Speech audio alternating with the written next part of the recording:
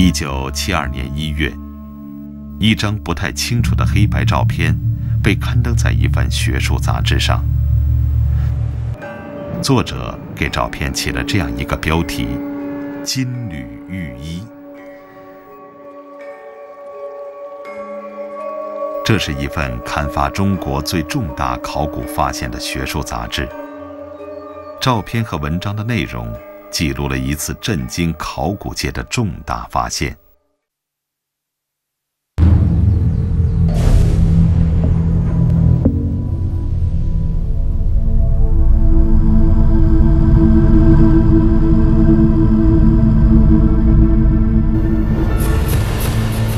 专家评价，这次发现破解了一个历时2000多年的玉文化悬案。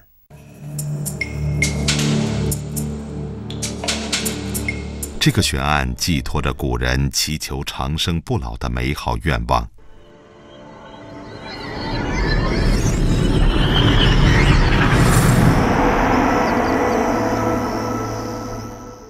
当时人的理念呢是什么呢？死后是有灵魂的，灵魂呢也要随着你们呢死后进入墓地里。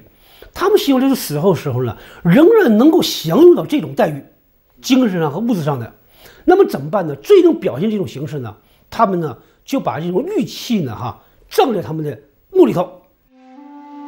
在史籍的记载中，汉代的皇帝和贵族死后要穿上一种特殊的衣服，古人称它为玉匣。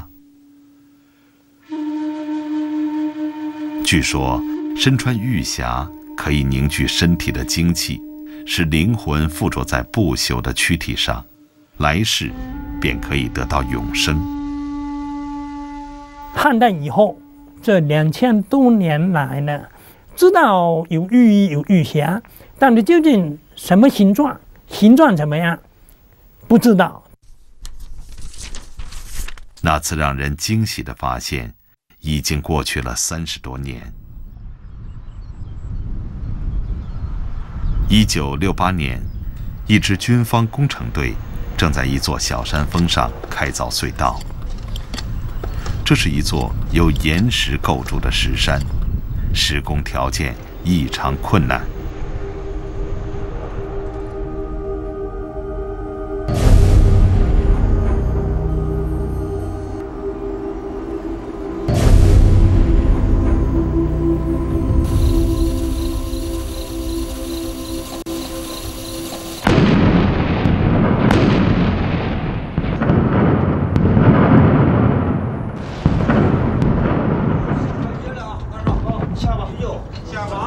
这一天下午，在一阵爆破声后，工程队队员意外地在隧道里发现了一个幽深的山洞。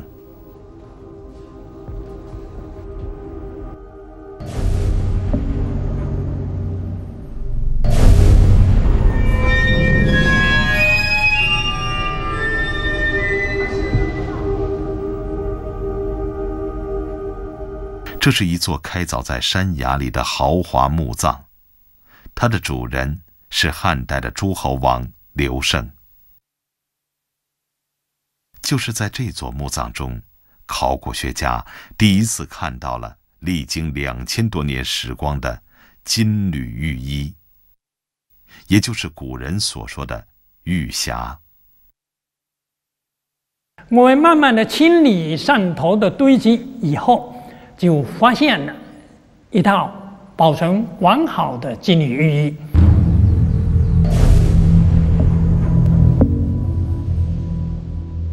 2000多年来，不知道玉衣究竟什么形状。《史记·汉书》里面，包括这个后人的做的注，都不知道这个玉衣的真正的形状怎么样。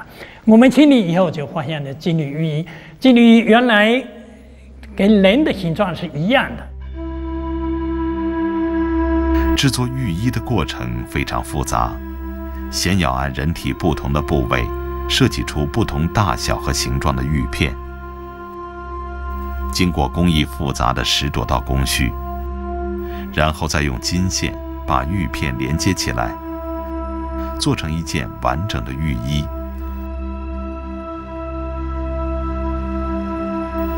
考古人员测算了一下，刘胜的玉衣用了2498块玉片，大约1100克金丝。据推算，制作这样一件玉衣要花费一个玉工10余年的功夫，它相当于当时100户中等人家的全部财产。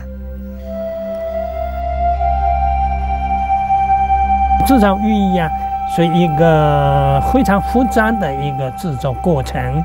根据我们看，可能有这个人体模型，先有一个人体模型，然后在人体模型上面画格，大大小小的方格，所以根据这些不同模型的方格，然后呢编号，然后再做玉衣片，做完了以后再把它串在一起。当年考古学家整理修复玉衣的时候，还发现了一个有趣的情况。由于玉衣是下葬的时候再给死者穿上的，通常要把一件玉衣按不同的部位分成几大片，然后覆盖在死者身上，再用金线穿连起来。由于下葬时很匆忙，居然发生了错位的现象。衣服前后片是分开的，因为它死了以后，你玉的又是硬的，它不能这样穿衣服这样穿的。前片、后片，前片做成肚子的形状，胸部；后面做成臀部的形状，这是后片。衣服前片后片是分开的，换了后片，然后再换前片。并且我们出土的一个非常奇怪，就是它前后片换倒了，可见了它匆匆忙忙这两片。所以出土的时候啊，前面臀部在前面，肚子的在后面。所以我们后来整个运回北京来修整的，然后把它恢复过来。而就在刘胜墓紧张的发掘过程中，在相距200米远的地方，刘胜夫人窦婉的墓葬也被发现了。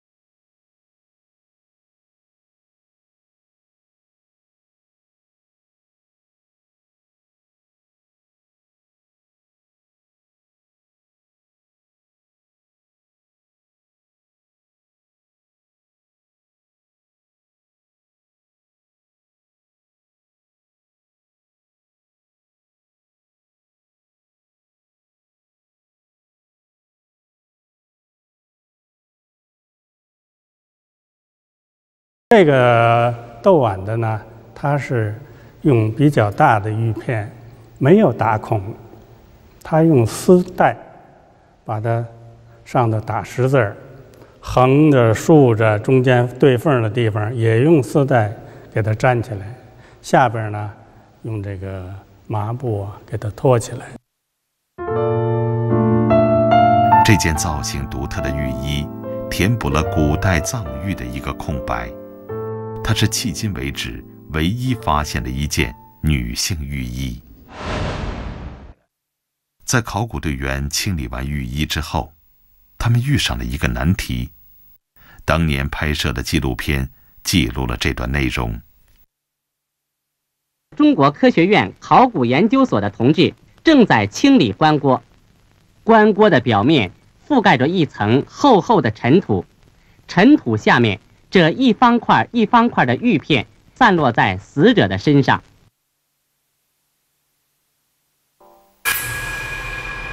这些玉片就散落在出土玉衣的位置，总数多达200多块。它们又是做什么用的呢？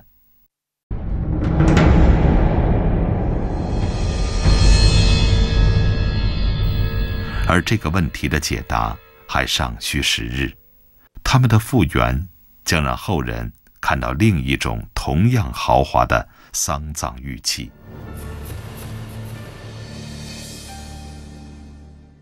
虽然御医寄托了汉代先人最美好的愿望，但遗憾的是，它并不能让尸体走向不朽。考古学家在御医里发现了枣红色的骨渣和散落的牙齿，古人赋予御医的神秘力量，终究也还是无法阻隔生命的终结。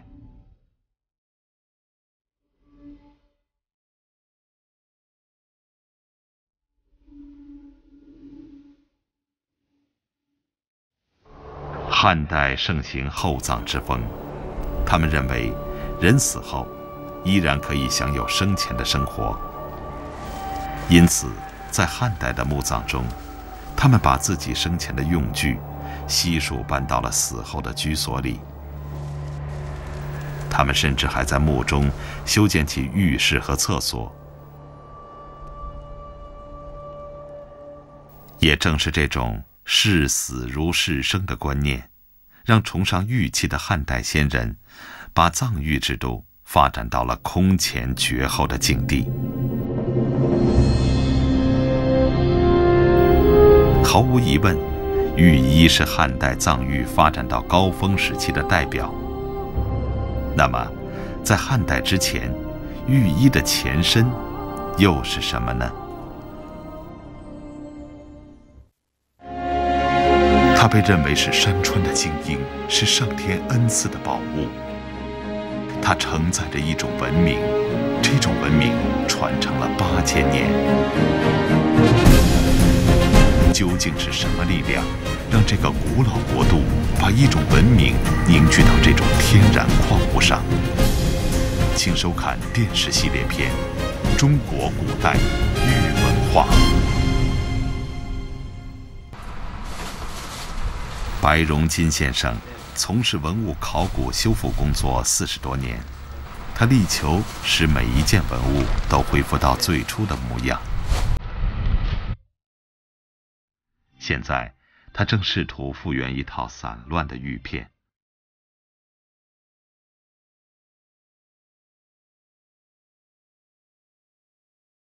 这套玉片出土于河南三门峡市的一个周代诸侯王墓葬中。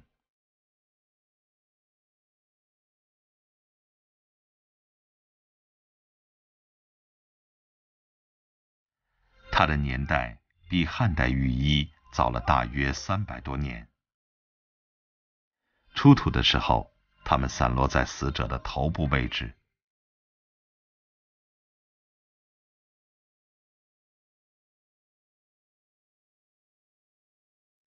专家推测，它应该是汉代御医的前身，一种连缀起来覆盖在死者面部的玉面罩。复原后的玉面罩酷似一张人脸，精心琢制的玉片覆盖住人的额头、眉毛、双眼、鼻子、嘴巴和耳朵。每一块玉片都穿有孔洞，它应该是用来缝制在一件丝织物上的。由于年代久远，丝织物腐烂后就剩下了这些散落的玉片。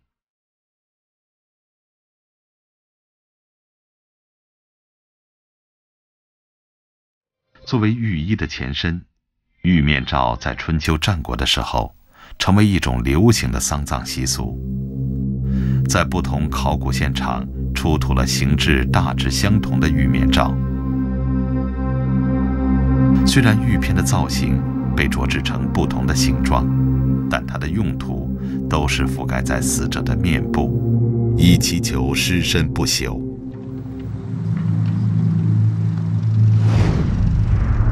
而直到汉代，在一些无法陪葬御医的贵族墓葬中，还有用玉面罩来替代的。当考古学家把不同时期出土的葬玉综合比较之后，他们惊奇地发现，其实早在8000年前，古人就已经有了这种特殊的玉葬俗。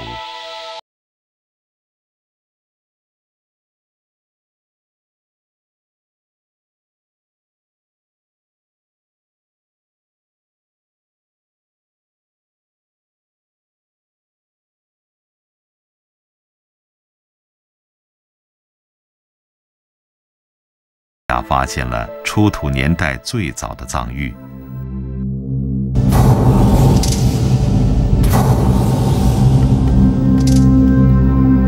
这是一件圆弧形的玉珏，它嵌在死者的眼中。这个发现出人意料。专家断定，在死者面部放置玉片的习俗，或许早在8000年前就已经出现了。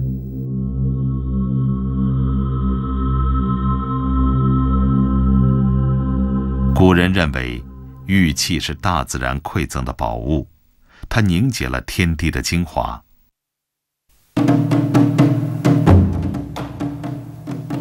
把玉片覆盖在人体的不同部位，便可以追求死后的尸身不朽。在文献的记载中，古人甚至说要将玉片像鱼鳞一样遍布人的全身，这样人体的每一个部位都能在玉器的保护下走向永生。这种说法或许正是汉代先人制作玉衣的初衷。也正是基于这种追求不朽的祈愿，汉代玉衣盛行一时。在满城汉墓出土玉衣之后，在历年的考古发现中，汉代玉衣相继出土。1973年，河北定县出土了一件金缕玉衣。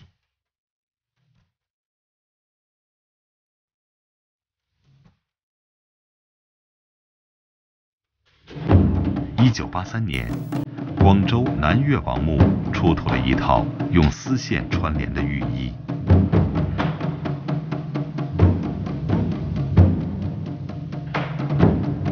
1994年，江苏徐州狮子山汉墓出土了2套金缕玉衣。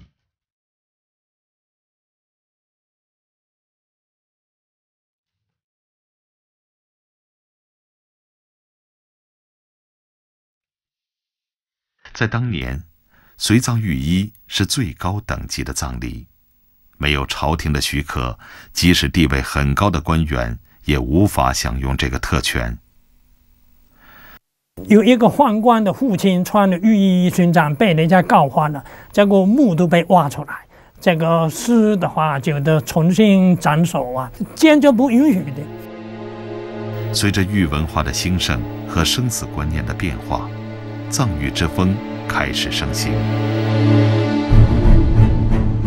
古代藏玉的习俗发展到汉代，演变成一种等级森严的制度。当时，在中央甚至设立了一个专门的机构，统一负责玉衣等丧葬物品的制作。而各种除了玉衣之外的藏玉形式，在这一时期更是成为一种盛行的风气。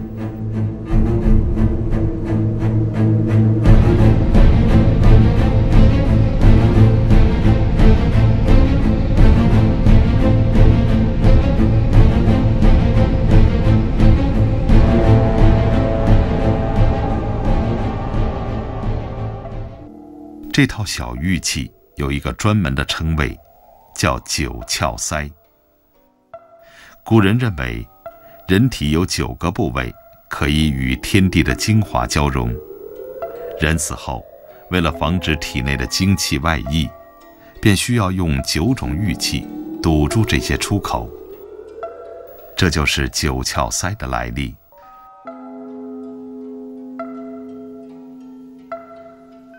在河北满城刘胜墓中，也出土了一套完整的九窍腮，包括成对的眼腮、耳腮、鼻腮，另外还有口腮、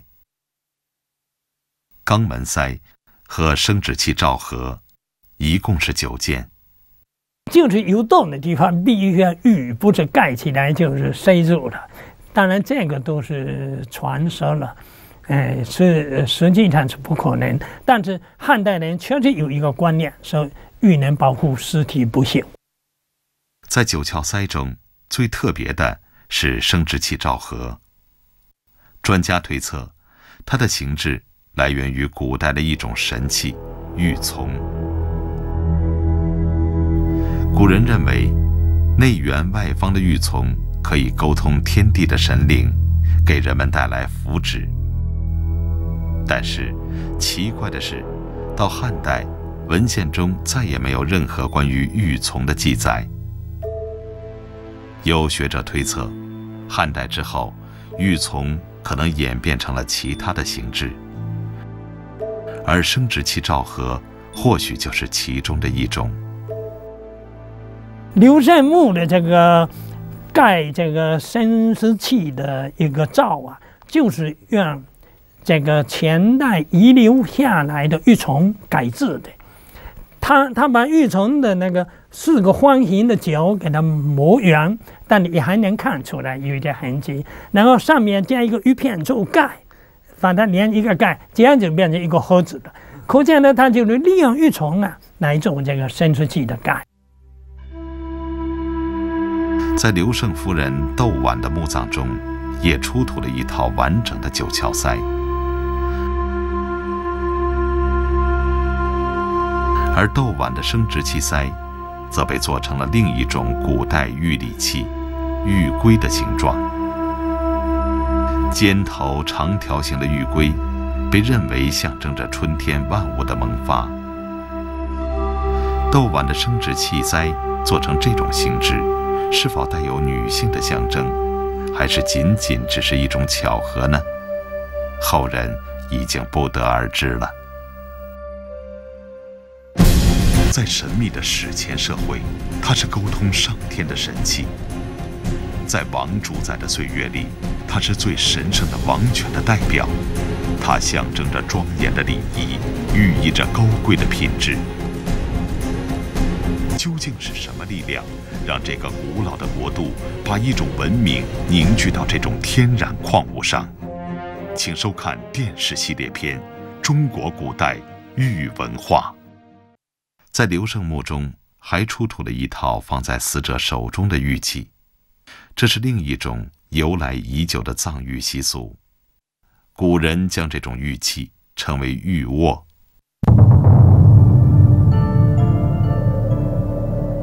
玉握在汉代之前形制单一，通常是一种圆柱形，而发展到东汉，玉握则固定成了一种玉珠的形状。珠在古代是财富的象征，死者手中放着一对珠形的玉握，或许是为了死后依然能保有生前的财富。另一种放在死者口中叫口含的葬玉，在汉代也非常盛行。在新石器时代，古人在死者口中放上粮食、贝壳、玉石等物品，祈求死者在死后的世界里依然能像生前一样享用美食和宝物，这是早期的葬俗。到商代，无法用玉器陪葬的普通平民，便把象征财富的贝壳含在口中，祈求死后能够拥有财富。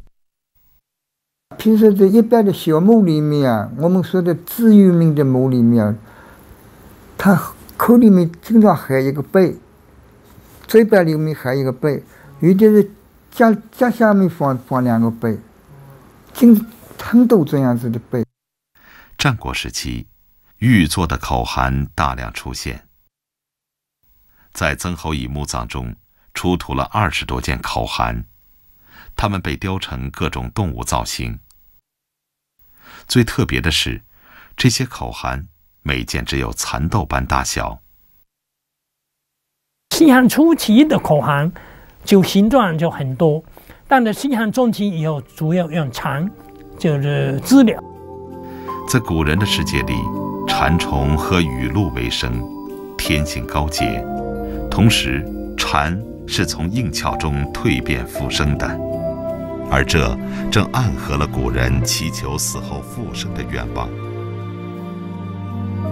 放在死者口中的玉蝉琢制得极其精美，凸起的眼睛、背部的翅膀都被刻画得简洁凝练，而又栩栩如生。玉蝉一般长6厘米，宽3厘米，它的大小正好可以覆盖在死者的舌面上。在古代藏玉中还流行一种玉枕头，有的玉枕用一块完整的玉石雕制而成，有的则镶嵌在其他的材质上。刘胜墓出土的这个镶玉铜枕，工艺极为复杂。枕头两端用2个高昂的龙头做装饰，四周镶嵌镂空的玉片。出土时，玉枕就放在玉衣的头部下方。玉枕的中间是空心的，出土时里面还放着花胶，可能是用于散香驱邪的。这件玉枕不仅反映了当时独特的藏玉制度，而且也是汉代高超工艺的代表。同样是汉代，在广州南越王墓中，墓主人死后的枕头是用1袋珍珠做成的。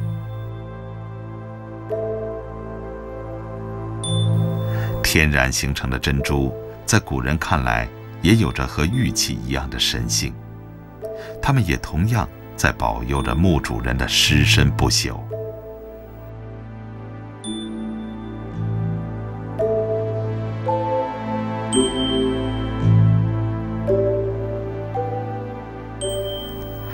在对古代藏玉制度的研究中，当年的考古队员曾遇到过一个难题。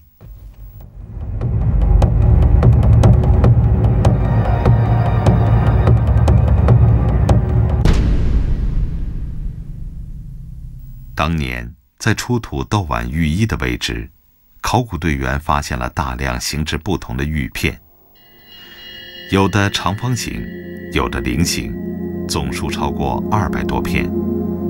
它们的用途会是什么呢？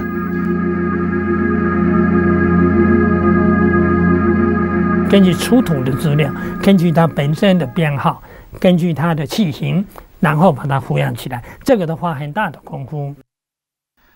这些散乱的玉片都被完整的复原到了窦碗的器官上。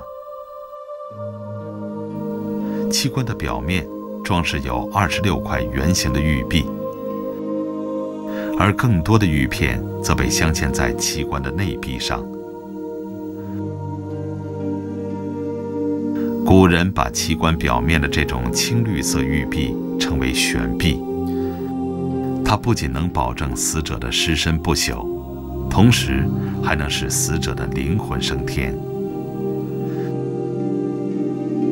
同样在汉代，在马王堆汉墓出土的屉形帛画中，古人描绘了一个从地狱到人间和天堂的景象，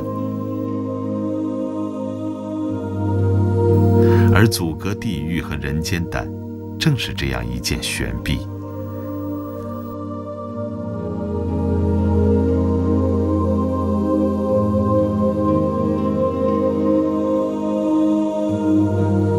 可以让灵魂出入的玄璧，不仅被镶嵌在木棺上，它还被用作藏玉。在广州南越王墓中，死者的身上摆放了12件玄璧，而背部则垫了8块玄璧。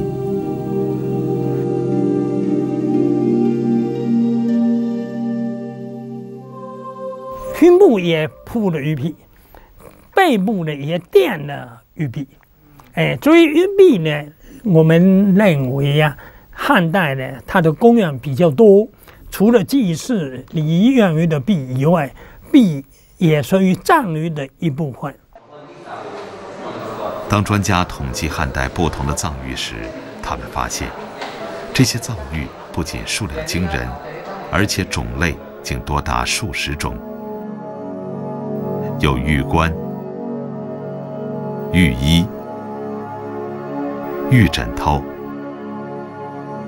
玉函、玉握、玉璧、9窍塞等等。正是对生命不朽的向往，让汉代葬育制度的繁杂达到了无以复加的程度。在当年，甚至还出现了通体都有玉片装饰的玉棺。这件奢侈而豪华的玉棺，出土在江苏徐州的狮子山楚王墓中。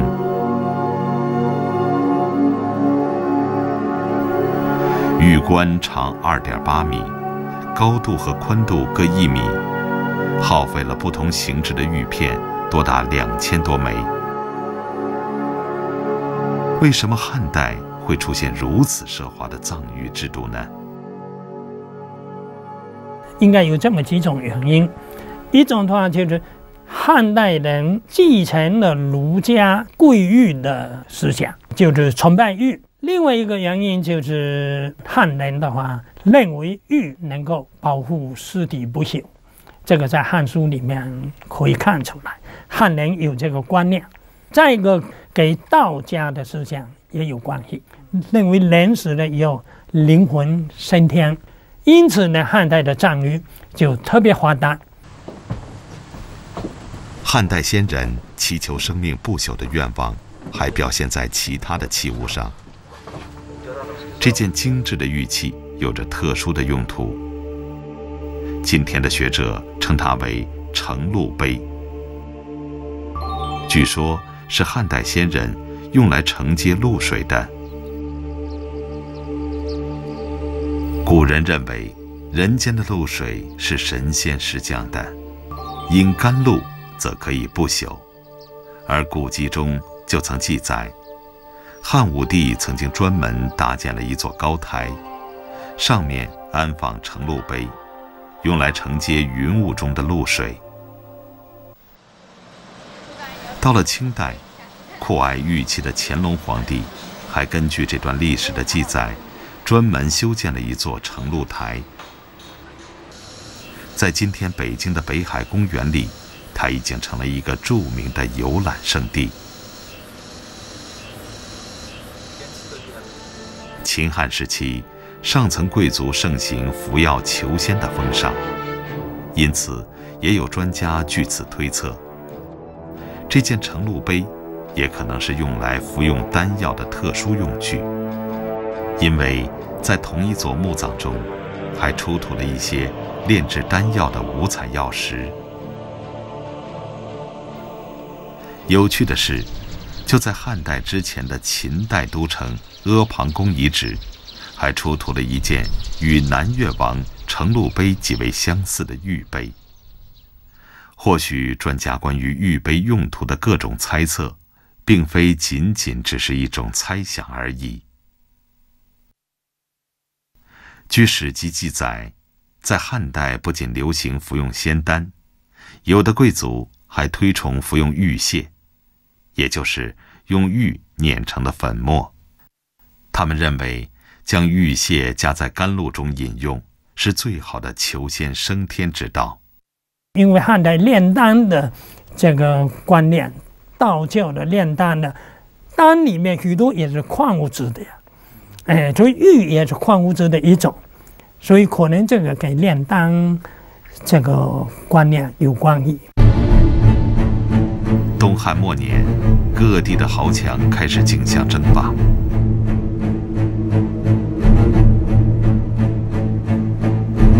一时间，战乱频繁，烽烟四起。在战争的硝烟中，汉代延续了400年的厚葬之风，逐渐衰落了。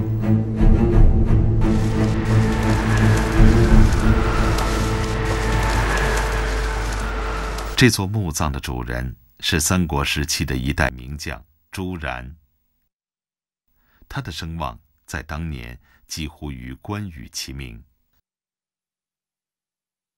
但是与汉代贵族的墓葬相比，朱然墓简陋的就犹如一处平民墓地。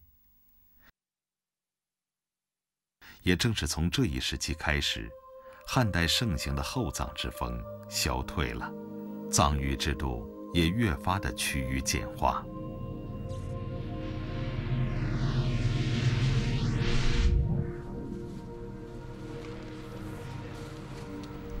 考古发现年代最晚的一件玉衣，隶属于东汉末年，它的主人是曹操的一位先祖。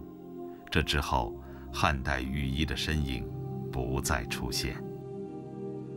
而在文献记载中，就在曹操下令禁止厚葬之后17年，也就是公元222年，曹操的儿子曹丕昭示天下，废除御医制度，至此风行汉代400年的葬玉制度，真正成为了一段历史。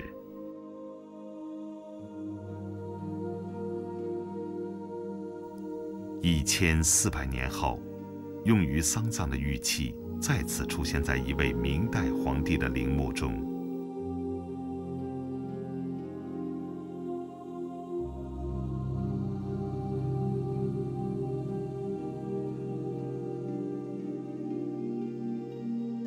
这位传奇的万历皇帝给后人留下了为数不多的几十块藏玉，它们散落在棺椁的四周，凌乱而简陋。这就是考古发现中关于古代藏玉的最后一次面世。